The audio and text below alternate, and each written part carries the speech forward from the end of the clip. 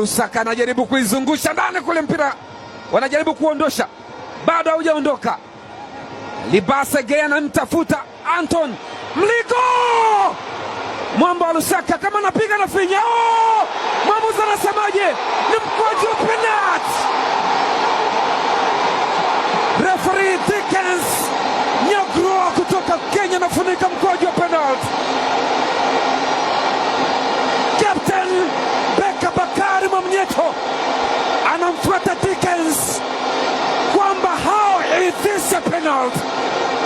Ambia tulia, akitafakari mpira ambao aliuzima Anton Mligo, akapiga kwa block na Shatra Kaboka kama anapiga chama, akaifinya, akatema mate chini. Look at this angle. Edmund John akaenda kumcontact kwenye mguu. Dickens akasema ni mkwaju wa penalty. Yeye ndo yupo kwenye kibarua kizito. Gozi la ng'ombe anapewa Selemani Mwalimu. Selemani Mwalimu, Sele Gomez mzuri kwa mkwaju wa penalty. Acha tuone hii nafasi. Selemani!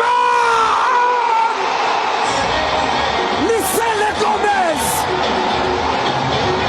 Yanga wametii finali. Selemani Mwalimu Gomez amempoteza Djigui Diarra.